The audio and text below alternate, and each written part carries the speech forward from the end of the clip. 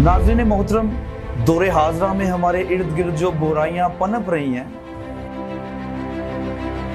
उसकी बुनियादी वजह गुर्बत नहीं बल्कि बेतवक्ली, बेईमानी, खून का सफेद हो जाना, नीज ये कि खुदा से दूरी है। अगर हम अपनी जिंदगी के अच्छे दिन देखना चाहते हैं, अगर हम अपनी जिंदगी को पुरलुत्फ, मायने खेज बनाना चाहते हैं, हमें कलाम की सच्चाइयों से वाकिफ होना है।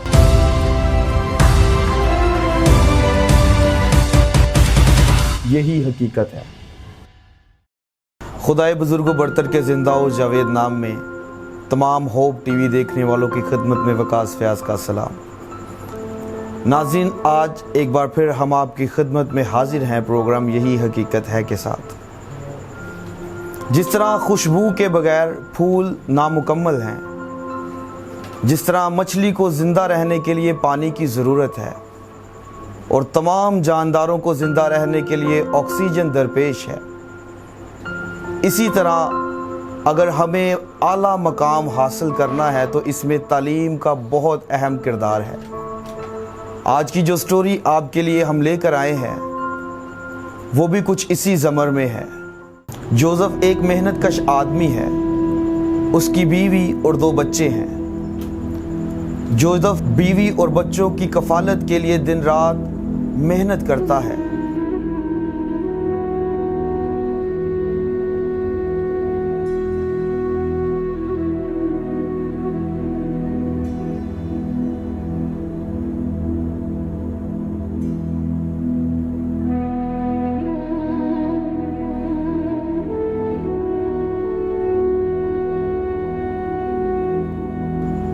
बाजुकात उसके घर में फाकों का राज है।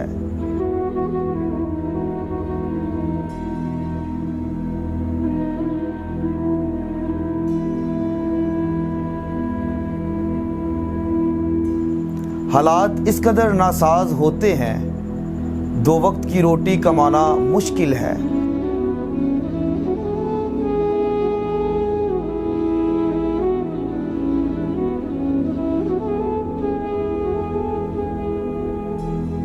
तो भी वो खुद को मशीन की मानिद काम की भट्टी में झोंकता है ताकि वो कमाए और अपने घर की कफालत कर सके। जोसेफ की एक बेटी भी है जिसका नाम जेनी है। ये 7वीं जमायत की तालिबे इल्म है। जोसेफ चाहता है कि वो अपनी बच्ची को तालीम याफ्ता कर सके, लेकिन हालात उसे इस बात की इजाज़त नहीं देते। जोसेफ रोज़ बरोज़ इसी फिक्र में गुम है कि वो ऐसा क्या करे कि उसकी बच्ची पढ़े और वो माशरे में बाइज़्ज़त और बावकार ज़िंदगी गुजार सके।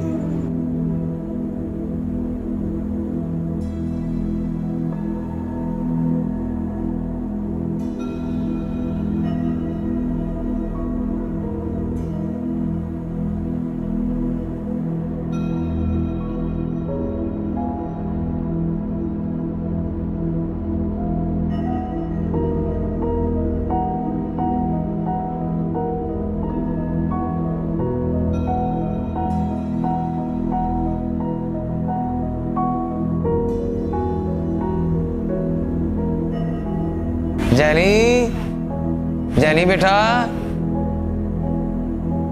जेनी,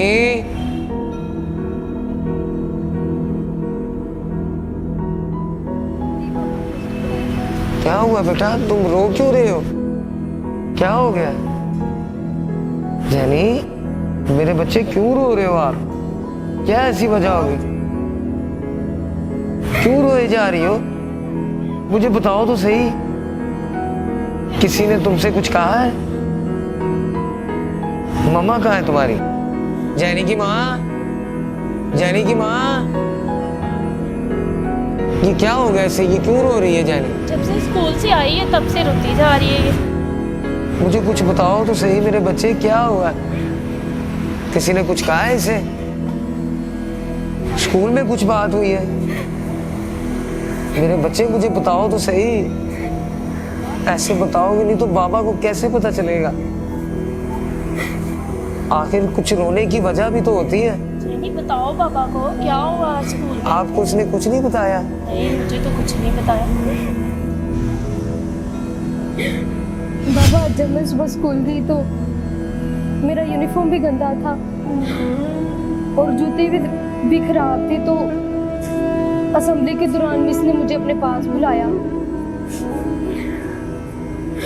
और मुझे सबके सामने इतना जलील किया और इतनी जली कटी सुनाई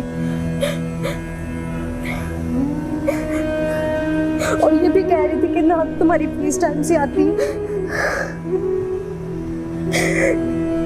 हम लोग इस तरह के बच्चों को नहीं पढ़ा सकते। जेनी के पापा आप सुबह स्कूल जाना और प्रिंसिपल से बात कर कर आना। और जेनी क्यों रो रही थी, क्या वजह है?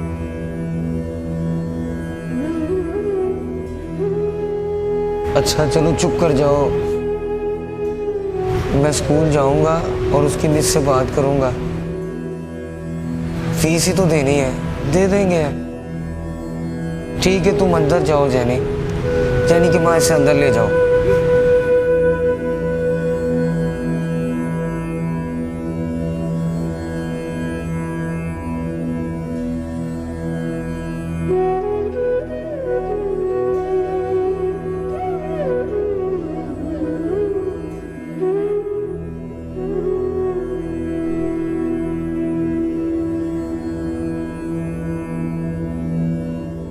मैडम जी क्या मैं अंदर आ सकता हूँ?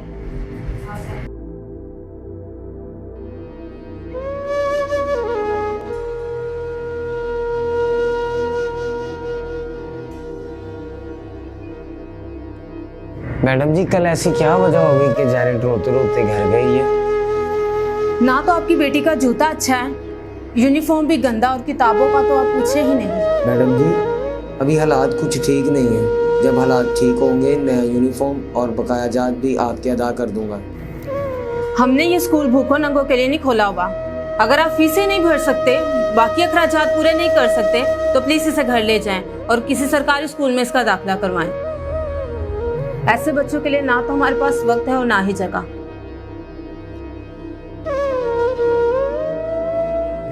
मैडम जी मेरी बेटी को पढ़ने का मौका तो दें, उसके सारे हालात का जिम्मेदार मैं ही हूँ। अरे भाई हमारे पास वक्त नहीं है, हमारा टाइम बहुत कीमती है, आपकी बच्ची से भी ज्यादा।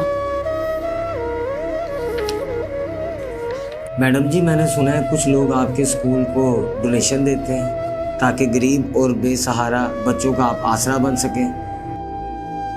आप तो पहले से ही जानते हैं कि हमारे लोग तालीम के मैदान में पहले से ही बहुत पीछे हैं।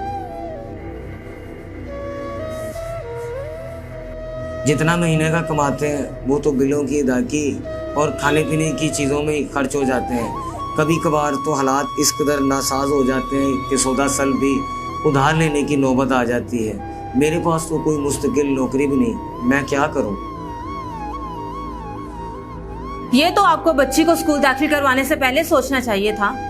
और जहाँ तक रही डोनेशन की बात, तो ये उन लोगों के लिए है जो हमारे चर्च से वाबस्ता हैं। मेरे पास इतना वक्त नहीं है कि मैं आपकी तकरीर सुनूं। अगर आपकी बच्ची को स्कूल में रहना है तो स्कूल के असूलों को मानना पड़ेगा, वरना आपकी मर्जी।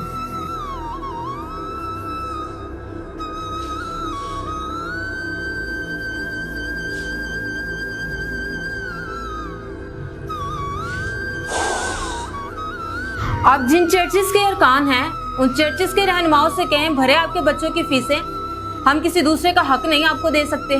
मैडम जी मेरी बेटी को एक मौका तो दे पढ़ने का, उससे मुस्तकबिल का सवाल है। मेरी आपसे दरख्वास्त है कि आप मेरी बेटी को एक मौका दें, तो सही एक मौका दे दें मेरी बेटी को, उसका मुस्तकबिल खराब हो जाएगा। Madam ji, madam ji. Ashfaq please इन साहिब को बाहर का रास्ता दिखाएं, इन्हें बाहर लेकर जाएं। लेकर जाएं इसको बाहर। Madam ji, madam.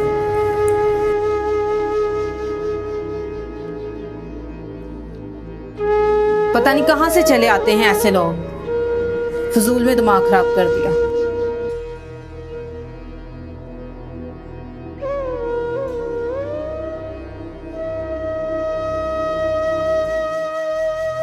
आपने ये स्टोरी देखी है। मैं उम्मीद करता हूँ कि ये स्टोरी हमारे माशरे में तमाम उन लोगों की अक्कासी कर रही है जो बहुत कुछ करना चाहते हैं और कुछ भी नहीं कर पा रहे। वो सुबह से शाम तक अपनी रोज़ी कमाने के लिए, अपनी रोटी कमाने के लिए दर दर की ठोकरें खाते हैं, लेकिन उनके हालात इस कदर पतले हैं कि वो ना तो 2 वक्त की रोटी अच्छे से कमा सकते हैं और ना ही अपने अहले खाना की दवा दारू कर सकते हैं। मैं गुजारिश करूंगा तमाम उन लोगों से जो हमें देख रहे हैं, जो साहिब हैसियत हैं, जिनको खुदा ने बहुत कुछ दिया है, आए तालीम के मैदान में अपने लोगों के साथ खड़े होइए।